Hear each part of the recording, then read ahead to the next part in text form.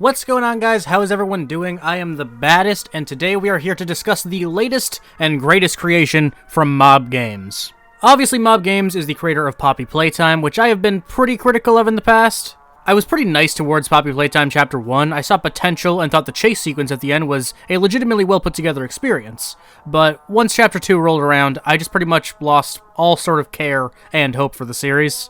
It was bland, boring, just downright stupid. I just had no fun playing it, and really didn't care for anything it had to offer. But today we have something pretty much entirely different. Project Playtime is a multiplayer survival game, and the first release from Mob Games that isn't a direct continuation of the Poppy Playtime series. And is it good? It's surprisingly more complicated than that for me. Oh, also, quick side note, just before we get into the meat of this video, when I was getting my last bit of footage for this video, I got in a random public lobby, and someone recognized me, apparently. So everyone, say hello to my Project Playtime friend, Timothy Sharp Music, as well as Sans, although I'm not sure if Sans knew who I was, or if they were just saying to prove that it was me, but they also said don't forget to like and subscribe, which is a message I can totally get behind. And I'm pretty sure Plucky Bear Uwu had no idea who I was, but they say hi as well. I said in the chat that this would be in the final cut, so I'm just putting it here at the beginning. Anyway, back to the point. Alright, first I will start by addressing the question of how original is this game? The main comparison to this game is Dead by Daylight, and that is because this game is absolutely based on, at the very least, Dead by Daylight. In both games, one player plays as a monster or attacker of some sort, while the rest are trying to complete a certain task to unlock an escape. If all the tasks are done and the surviving players make it to the escape, they win. If the one attacker kills off all the players, then they win. Yes, it sounds like Among Us on paper, but it's not. It would be a really cheap shot to say Project Playtime is a ripoff of Dead by Daylight. The formula is the same, but one, Dead by Daylight realistically didn't pioneer this formula, and two, the details are pretty different and separated enough at the very least. But Dead by Daylight very much popularized the formula, and I think Project Playtime took very direct inspiration from it. However, the tasks, the monsters, the aesthetic, it's all different, so Project Playtime is still its own thing. The tasks are a lot like Among Us, but that's besides the point. And I guess even the characters kind of look like Among Us anyway. So although this game isn't the most original, I can definitely see how it would have taken elements from both Dead by Daylight and maybe even Among Us. But it's just inspired, I would say. It's inspired by the other games that found success in the formula. I don't think it's undeserving of being given a chance. But is this game fun? Is it on par with a game like Dead by Daylight? Honestly, I would say yes, but it has some really major flaws in its current state that will hold it back for the time being. This is where I will mention that the game is still in early access, and it's only like a week old, but this is still the state of the game that Mob Games has released and made public, so it's worthy of criticism for its flaws. But the gameplay itself is pretty much on par with a game like Dead by Daylight.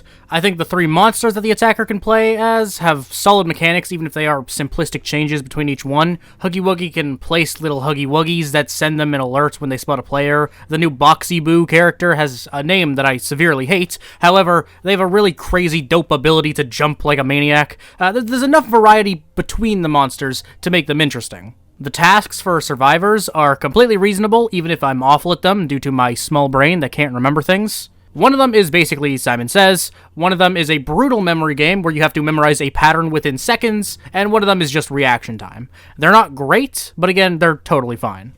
And the maps are designed in a way that makes it possible for a survivor to get away from the monster, so it's actually a pretty fair game, I would say. The maps have plenty of obstacles and alternative routes to go down, but it's not overly crowded or anything. There are only 2 maps, and they aren't genius design or anything, but they could have been easy to mess up for sure, and I think the maps have actually benefited the game like crazy. The game is solid overall, it's fun for the most part. I don't have a lot of major complaints for the gameplay itself. However, this game has a shocking problem with its servers. Or I guess I should say shocking problems. Sometimes, when you try to do quick play and join a game immediately, it can't find one and makes you host your own game. If you're lucky, the quick play will just take a little bit to load, but eventually you'll get in a game. Usually, in my experience at least, you have to actually look at the list of available servers. A few times, I actually saw 0 public servers at all, so that's pretty wild.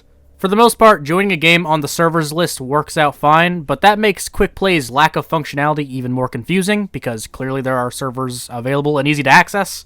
And something that you will experience a lot is a sudden disconnection from the server you're in. Sometimes when you join a server, you will be brought back to the main menu after a few seconds of being in the server. Sometimes when you click on a server, it brings you back to the main menu before loading you into anything at all. The majority of players seem to have experienced this problem at some point, so I don't think this is exclusive to me by any means. What I don't know is if the lack of servers that I was able to connect to is the fault of the game itself, or if there are genuinely that few available. Poppy Playtime is massive, and this is a free game, so I thought the servers would be endless, honestly.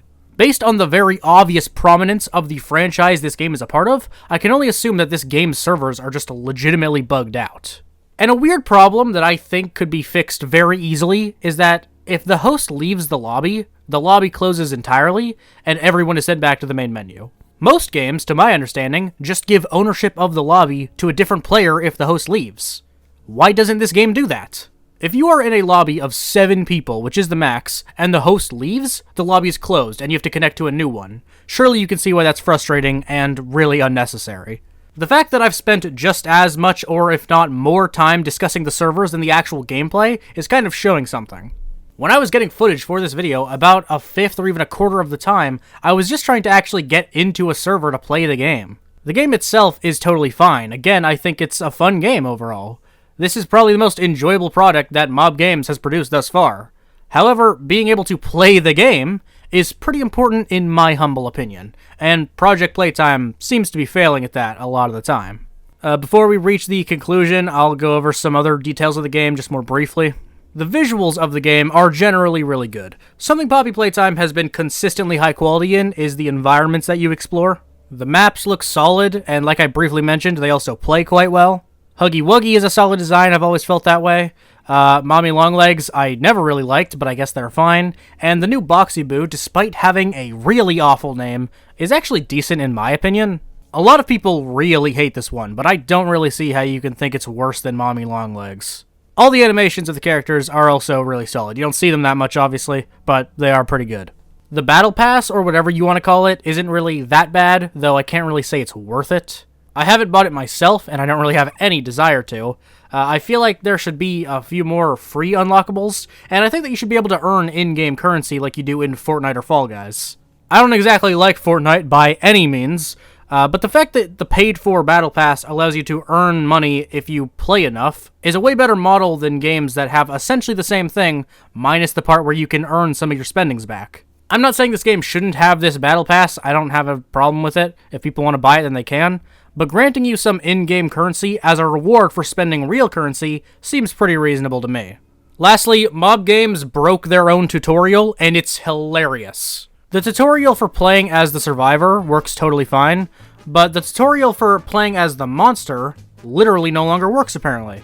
Apparently Huggy Wuggy's sprint mechanic was also a way of attacking in the first build of the game, but then Mob Games changed that to no longer be an attack.